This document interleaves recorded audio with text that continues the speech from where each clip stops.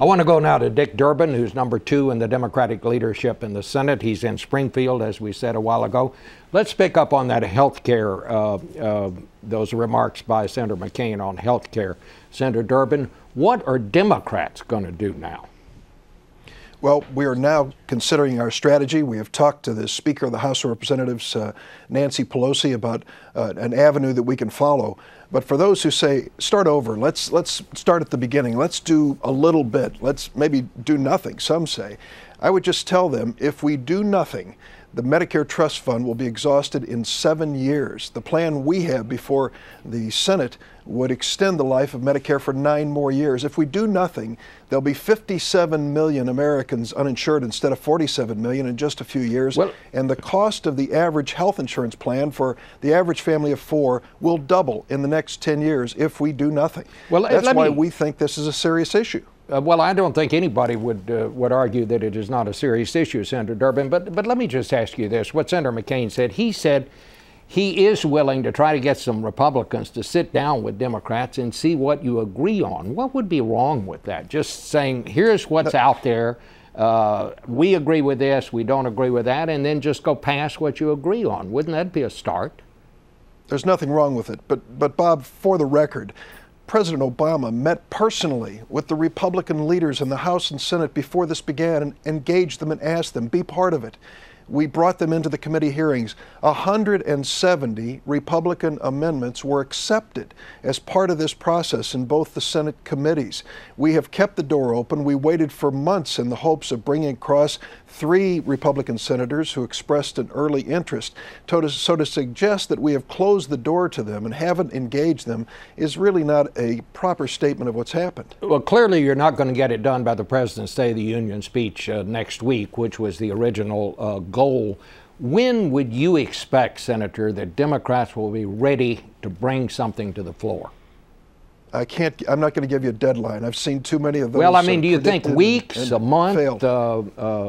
Some people say if you wait 6 weeks, like some are suggesting, you might as well just kiss the whole thing goodbye.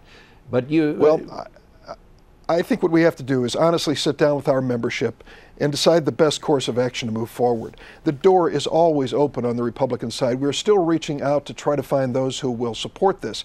But we have to accept the obvious. This problem that we face with health care in America is one of the greatest threats to the future of our economy, not just as a nation, but as businesses and families. If we ignore this and walk away from it for whatever reason, we are going to face a crisis much, much worse in the near future. The president understands that. We would not even be in this position of taking this seriously if he hadn't shown the courage to lead us into this debate. Let me ask you about Ben Bernanke. Do you have the votes to get him confirmed, Senator? I know you're one of the vote counters. Well, I'm going to vote for Chairman Bernanke. I have some misgivings about Fed policy and economic policy, but I really do have to say this man guided us through the worst economic crisis this nation has seen since the Great Depression, and we are in much better shape today because of his guidance and leadership. I still have unanswered questions, and many colleagues do. We will need Republican support to make certain that we pass the cloture vote, which is a 60-vote requirement when it's taken up this next week. I think that we're going to have the votes to make sure that he is reconfirmed as chairman of the Federal Reserve. You think, but you're not sure at this point.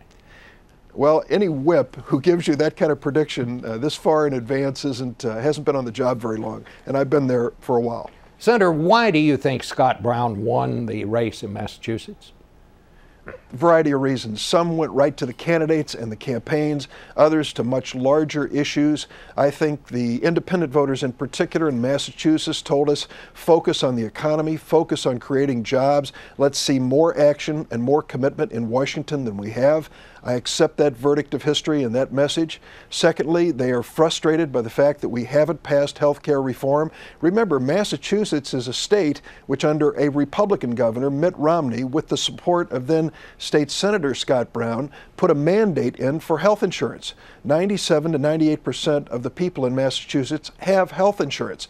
Some of them were concerned that our health care reform would diminish their state benefits. So it was a complex issue within the state of Massachusetts. But I think more than anything, the voters there said, get busy in Washington, do something about the economy. And campaign finance. You just heard Senator McCain say that this ruling by the Supreme Court pretty much blows the lid off reform. He sees nothing that can really be done from here on in. I joined with John McCain and Russ Feingold in supporting their campaign finance reform. It was good law, and I'm glad we did it. But banning soft money from campaigns was small in comparison to what the Supreme Court did to America this last week. I can't wait to see my Republican and conservative friends who stood up and preached against judicial activism explain this decision, which overturned 60 to 100 years of American precedent. A precedent which basically said we want to keep big business out of our campaigns in America. And now, in the name of giving free speech, this Supreme Court has allowed political extortion by big business, big oil, big banks.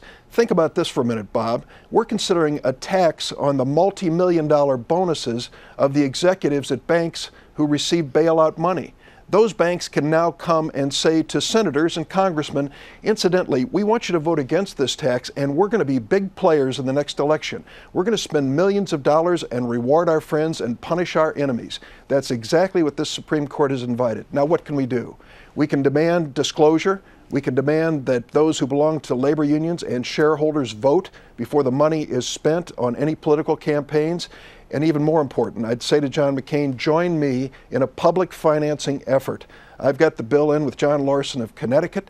Let's really take the reform on that many states already have started, including the state of Arizona, to make sure that every candidate of modest means has a chance to run and win. All right. Dick Durbin of Illinois. Thank you so much, Senator. Hope to see you again. Thanks, Bob.